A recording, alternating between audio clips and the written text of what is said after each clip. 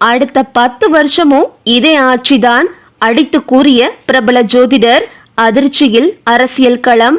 அதாவது தமிழ்நாடு சட்டசபை தேர்தலுக்கு இன்னும் 20 நாட்கள் கூட இல்லை. இந்த நிலையில் சமீபத்தில் வெளியான லோக்போல், போல் டிராக்டர், ஏபிபி நியூஸ் மற்றும் அக்னி நியூஸ் சர்வீசஸ் ஆகிய 3 சர்வே முடிவுகள் அரசியல் களத்தில் ஒரு பகிரை கிளப்பியிருக்கின்றன. தமிழக சட்டசபை தேர்தல் ஏப்ரல் 23ஆம் தேதி நடைபெறுகிறது. இந்த தேர்தலில் திமுக கூட்டணி, அதிமுக கூட்டணி, தவேக, நாம் தமிழர், சசிகலா, ராமதாஸ் என 5 முனை போட்டி நிலவுகிறது.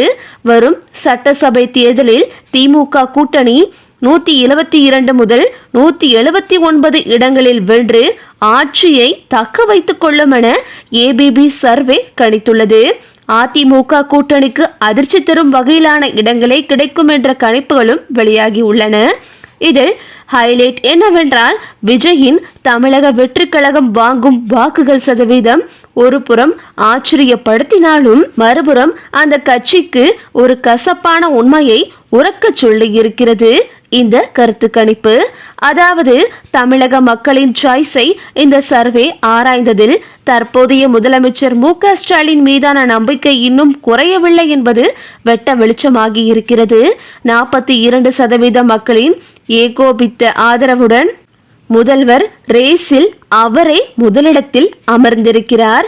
கூட்டணி பலத்தை பொறுத்தவரை திமுக தலைமையிலான படை 40 முதல் 42% வாக்குகளை வாரி சுருட்டும் என்று தருகிறது. இது வெறும் வாக்கு சதவீதம் மட்டுமல்ல, கிட்டத்தட்ட 172 முதல் 179 தொகுதிகள் வரை அந்த பக்கம் சாய்வது கணிப்பில் தெரிய வந்துள்ளது. இதன் மூலம் அறிவாலயம் மீண்டும் ஒரு முறை அரியணையில் அமர்வது கிட்டத்தட்ட கன்ஃபார்ம் என்கிறார்கள் அரசியல் விமர்சகர்கள். சினிமா திரையில் வசூர் சக்கரவர்த்தியாக வலம் வரும் விஜய்க்கு அரசியல் தளம் சற்று சவாலானதாகவே மாறியிருக்கிறது.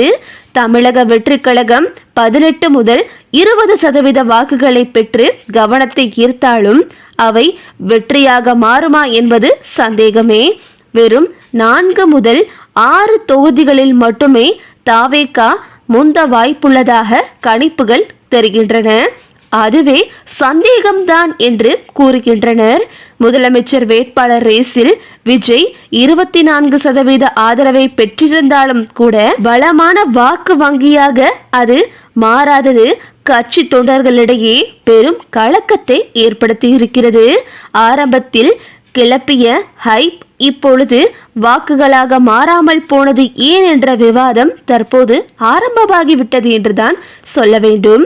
மறுபுறம் எடப்பாடி பழனிசாமி தலைமையிலான அதிமுக கூட்டணி சைலண்டாக தனது பலத்தை நிரூபித்து வருகிறது. 32 முதல் 35% வாக்குகளுடன் கிட்டத்தட்ட ஏதோ 10, 20, 30 இடங்களை மட்டுமே எடப்பாடி, அதாவது அதிமுக கைப்பற்ற போகிறது என்று சொல்லப்படுகிறது. எடப்பாடி பழனிசாமிக்கு 30% மக்கள் முதலமைச்சராவதற்கு ஆதரவு தெரிவித்துள்ளனர்.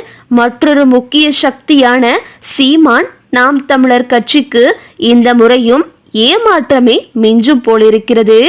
4 முதல் 6% வாக்குகளை பெற்றாலும் ஒரு தொகுதியில் கூட வெற்றி பெற வாய்ப்பில்லை என்பதே தற்போதைய கள நிலவரம். விஜயின் அரசியல் என்ட்ரி அதிர்வலைகளை ஏற்படுத்தினாலும் ஸ்டாலின் என்னும் இமேஜை வீழ்த்த இது போதுமானதாக இல்லை என்பதே தற்போதைய நிலவரம். கோட்டையை நோக்கி செல்லும் ஓட்டத்தில் திமுக முன்னிலையில் இருப்பது ஆணித்தரமாக தெரிகிறது. லோக்போல், போல் டிராக்டர் மற்றும் அக்னி நியூஸ் சர்வீசஸ் சர்வே முடிவுகளின்படி ஆளும் கட்சியான திமுக அசுர பலத்துடன் வலம் வருகிறது. லோக்போல் 181 முதல் 189 இடங்களையும், அக்னி நியூஸ் 180 இடங்களையும் வாரி வழங்கி உள்ளன. குறிப்பாக கொங்கு மற்றும் வடக்கு மாவட்டங்கள் என அதிமுகவின் கோட்டைகளாக கருதப்பட்ட இடங்களிலும் உதயசூரியன் உக்கிரமாக தெரிவது எடப்பாடி தரப்பை அப்செட் ஆக்கி உள்ளது. விஜயின் தவேக வாக்குகள் பிளஸ் தொகுதிகள் மைனஸ். விஜயின் அரசியல் வருகை தமிழக அரசியலில் ஒரு தாக்கத்தை ஏற்படுத்தும் என்பதில் சந்தேகமில்லை. ஆனாலும் இந்த முறை சர்வேக்களும் சுட்டிக்காட்டும் ஒரு அபாயமணி வாக்கு சிதறல். லோக் போல் 23.9% மற்றும் போல் டிராக்டர் 19.2% என தாவேகாவிற்கு கணிசனமான வாக்குகளை ஒதுக்கியுள்ளன. நிதர்சனம் 20% வாக்குகளை பெற்றாலும் அவை சீட்டுகளாக மாறாமல் 10க்கும் குறைவான தொகுதிகளையே முடித்துவிடும் என்கின்றனர் புள்ளி விவரங்கள். அரசியல் சதுரங்கத்தில் ஒரு கட்சி 20% வாக்குகளை ஒட்டுமொத்தமாக பெற்றாலும் தொகுதி வாரியாக பரவலாக சிதறும் போது வெற்றி என்பது எட்டாக்கணியாகிவிடும். ஒரு தொகுதியில் வெற்றி பெற அல்லது டெபாசிட்டை தக்க வைக்க தேவையான குறிப்பிட்ட வாக்கு வங்கியை தாவேகா இன்னும் உருவாக்கவில்லை. பல தொகுதிகளில் அதிமுக மற்றும் திமுகவின் ஓட்டு வங்கியை பிரிக்கும் ஓட்டு வெட்டி வேலையை மட்டுமே தாவேகா செய்யும் சூழல் தெரிகிறது. இதனால் பல இடங்களில் விஜயின் வேட்பாளர்கள் டெபாசிட் இழக்கும் நிலைக்கு தள்ளப்பட்டாலும் ஆச்சரியப்படுவதற்கில்லை என்கிறார்கள் விவரமறிந்த உடன்பிறப்புகளும் இரத்தத்தின் இரத்தங்களும். அக்னி நியூஸ் கணிப்பின்படி தாவேகா 9.7% வாக்குகளை மட்டுமே பெறும் என்று சொல்லப்படுகிறது. விஜயின் தரப்பிற்கு இன்னும் ஒரு பெரிய சவால் காத்திருப்பதை உணர்த்துகிறது. சீமானின் நாம் தமிழர் கட்சி 5.1% வாக்குகளுடன் தன் பாதையில் உறுதியாக இருக்க விஜய் மற்றும் எடப்பாடி இடையே யார் எதிர்க்கட்சி என்ற கடும் போற்றி நிலவும் போலிருக்கிறது. இதில் கவனிக்க வேண்டியது விஜய் மொத்தமாகவே இவ்வளவுதான் வாக்குகளை வாங்கிறார் என்றால் தாவேகா டெபாசிட் இழக்கக்கூட வாய்ப்புகள் உள்ளன. 100 தொகுதிகளுக்கும் மேல் தாவேகா டெபாசிட் இழக்க வாய்ப்புள்ளன. இப்போதைய நிலவரப்படி முதல்வர் ஸ்டாலின் மீண்டும் முதல்வர் என்பது ஒரு பக்கம் இருந்தாலும் விஜயின் அரசியல் அறிமுகம் ஒரு டெபாசிட் காலியாகும் என்ற ஒரு சூழல் ஏற்பட்டிருக்கிறது. இந்த செய்தி தற்போது விஜய் தரப்பிற்கு பெரும் அதிர்ச்சியை ஏற்படுத்தி உள்ளது. இது ஒரு புறம் இருக்க, கருத்து கணிப்புகளுக்கு அடுத்தபடியாக பிரபல ஜோதிடர்கள் முக்கியமான தகவல்களை கூறி வருகின்றனர். அதாவது, ஒரு நேர்காணலில் பேசிய ஜோதிடர் செல்வியிடம் தமிழ்நாட்டில் மிகப்பெரிய நிகழ்வாக சட்டமன்ற தேர்தல் வருகிறது. இந்த முறை ஆட்சி மாற்றம் இருக்குமா? குறிப்பாக இந்த முறை விஜய் களத்தில் இருக்கிறார். அவரின் அரசியல் வருகை தேர்தல் முடிவில் தாக்கத்தை ஏற்படுத்துமா என்ற கேள்வி எழுப்பப்பட்டது. அதற்கு பதிலளித்த அவர், கண்டிப்பாக விஜயின் வருகை தேர்தலில் தாக்கத்தை ஏற்படுத்தும். ஆனால் அடுத்து 10 வருடத்திற்கு உதயசூரியன் தான் ஆட்சியில் இருக்க போகிறது. இதே கட்சிதான் 10 வருடம் என்று தற்போது அவரும் கூறியதாக தகவல்கள் வெளிவந்துள்ளது. அதாவது, அடுத்த சட்டமன்ற தேர்தலிலும் திமுக தான் ஆட்சி கட்டிலில் அமரும் என்பதை அவர் தெளிவாக கூறியிருக்கிறார். ஜோதிடம் என்பது பலருக்கும் கை கொடுக்கக்கூடிய ஒன்று என்றே சொல்லலாம்.